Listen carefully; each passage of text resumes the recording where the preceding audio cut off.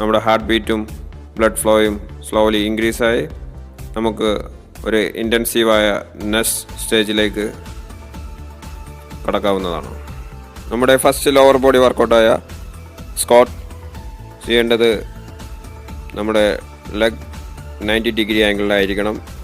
Back should be straight.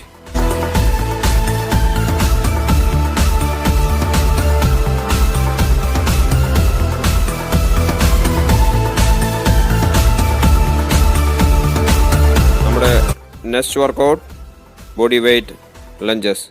ഇതും നമ്മൾ ചെയ്യേണ്ടത് നമ്മുടെ ലെഗ് 90 ഡിഗ്രി വരുന്ന രീതിയിലായിരിക്കണം നമ്മൾ ചെയ്യേണ്ടത്. ഇതുപോലെ. ഓക്കെ.